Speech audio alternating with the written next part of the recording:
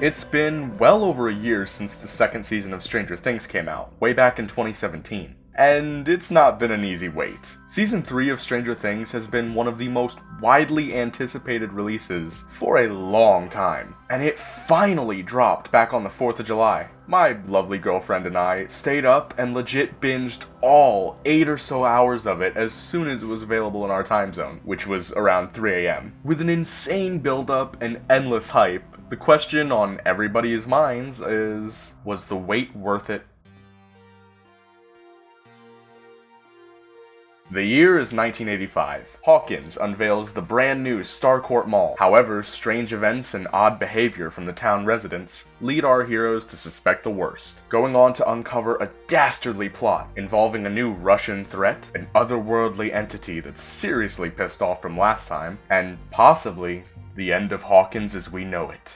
Gun to my head, yeah, this season was pretty worth it. This was a great season, with a lot to love. I'll be the first to admit, initially, I didn't know how to feel. I had a lot of emotions, okay? A lot of conflicting feelings. But after letting it sit over 4th of July weekend and watching it all a second time with mi madre, I think I have a solid enough opinion to make this video and tell you, yeah, it was good. The characters are still the characters we know and love. The kids are great, the teens are great, the adults are great, everyone's great. And a lot of them have really interesting dynamics coming into this season. Hopper struggling to be Elle's dad, Dustin having been away at camp, Steve being in a bit of a rut after high school, Nancy and Jonathan struggling with their new jobs at the local paper. Nancy has it harder than Jonathan, what with all the sexism, but aside from all that, the relationships are what make this show great. Elle and Mike's relationship is cute as hell, Max and Lucas are great together, and Elle and Max are even better. Seriously, I love how they come together in this season and how Eleven grows into her own person. It was much needed because Elle really didn't have anyone except Hopper and Mike. And if you haven't noticed, they're both men. She needed an influence other than a man's, and Max really came through for her. Will didn't really have a lot to do this season, which was a little disappointing, but his story arc was hard-hitting and really established the main theme of this season, which I'll get to in a bit. Also, they kind of hint towards the fact that Will might not be, how you say, of the hetero variety. Nothing was explicitly stated, but which is a decent transition into the new characters, including Robin, Mayor Klein, Erica, Lucas's sister.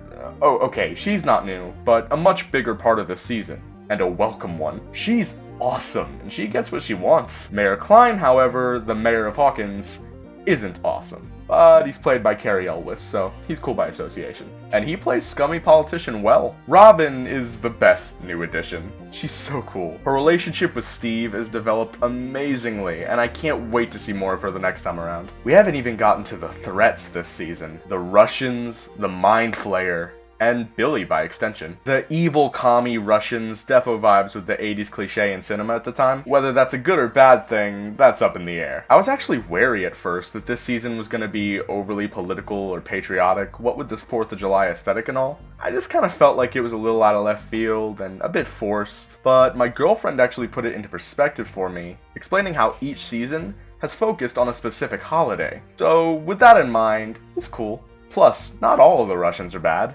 Just look at Alexei. Not to spoil much, but Alexei was a precious little bean who was just wonderful, genuinely. But when the Russians are bad, they're real bad. Just look at this Terminator-ass bitch. From the way he looks around like a robot to the fact that Mayor Klein even calls him Arnold Schwarzenegger. Wasn't too subtle. He was an intimidating presence throughout the whole season, and just really gets under your skin. Then there's the Mind Flayer. Pissed off from the last season, trapped in our world after being exorcised from Will, the Mind Flayer is the biggest threat in the entire series, and it makes it known. The Mind Flayer storyline this season really reminds me of Invasion of the Body Snatchers. It's not possessing just one person anymore. And the implications that brings with it and how it all progresses and unfolds is just truly chilling. Some of the best horror in television right now, seriously. And then we have Billy. Billy is a much bigger part of the story this time, and we get more insight into him as a person, his past, why he's such a dick, and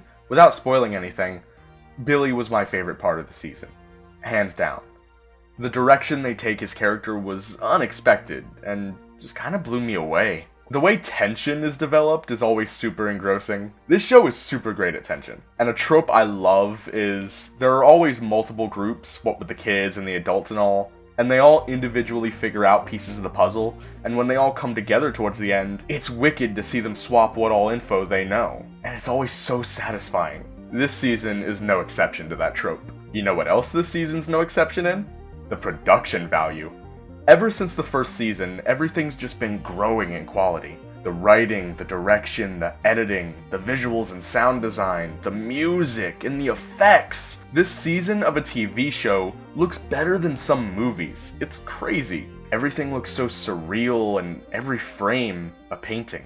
Overall, if I had to rank the seasons, I think I'll always love the first season the best. Its nuanced and downplayed intensity was insanely gripping, and there's a reason it launched the show into superstardom.